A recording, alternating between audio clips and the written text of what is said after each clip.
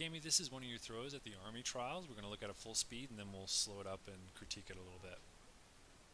Alright, so what we're going to do is we're going to focus on the lower body part of the throw first, and then we'll work our way up and talk about some issues we had with our upper body.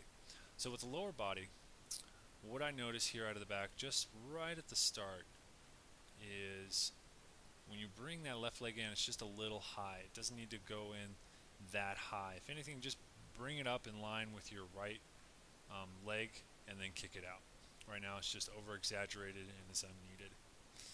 So as you progress with the glide here, notice how your hips rise up as you're kicking back. Okay? Basically when we do the glide, we want our hips to stay relatively low and just go back, working our way to the front of the ring. Right now, if you'll notice, your hips are about that level, and as you kick back, see how you rise up? Okay, that's going to get us in trouble as we progress to the front of the ring. We want to stay low and just unseat your hips as you go back. And how you do that is you push off the right leg, rocking off the heel, and extend with the left. Okay? So we stay low and we don't rise up, because we want to use those legs to put into the throw at the finish. Okay, so we're high out of the back and we don't get enough push off, so we're going to be a little shallow. And see how your push off, there's not a lot of distance if you're looking at your right foot going back. We want to create a little more distance there. And also with the right foot landing, we want our toes, if this is 12 o'clock, 9 o'clock, 6 o'clock, 3 o'clock, we want our toes facing that 3 o'clock area. So we want our toes pointing that way. Right now they're kind of pointing back to the 6 o'clock.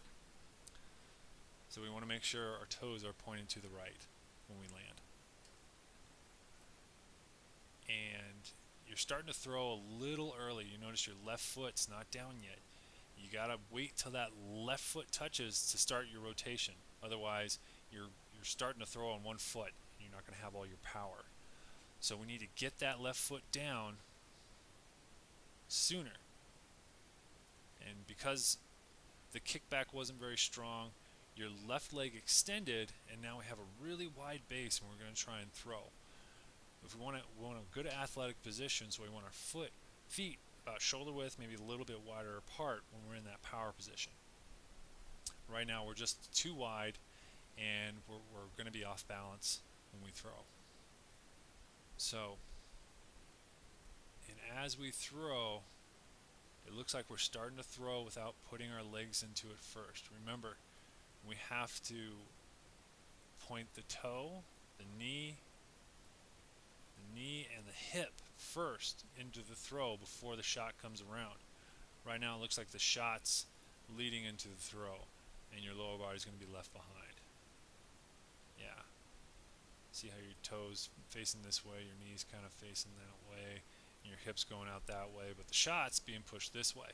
And we have all these vectors going in different directions. We want to line everything up to where it cascades from the bottom up, right? The foot goes, knee, hip pops, then the shot whips out there, cascading up, going out into the throw. All right, and there, we kind of rise up off that right foot. It's okay, it looks like it's on the ground. Basically, we want both of our feet on the ground pushing the shot, and if anything, the foot that will rise up will be the left foot because of the right powering through the shot. And right now that's we're not there yet, but we'll get there, don't worry. So that's kind of the lower portion. Let's focus on the upper body. Okay? Right now what I'd like is maybe a little bit more bend in the hips so that we're a little lower with the shot. Remember, the shot goes low to high, slow to fast. So we want to start in a low position, loaded up, ready to launch the shot put. So maybe a little lower out of the back. And if you'll notice, your left arm starts pull in like right at the very beginning. We want our left arm nice and relaxed. Shake it out before you throw like an elephant trunk, just hanging there. We only want it activated when our right hip and knee start the throw. So it's just activating too early, and you're going to look into the throw way too early, which is what happens. See, our feet aren't into it yet. We're starting to throw with all our upper body when all of our big muscles are there in our legs that we're not using. And also with the left here, see how it's sweeping up and down? And that's going to cause your shot to just kind of catapult over your head, which is what happens.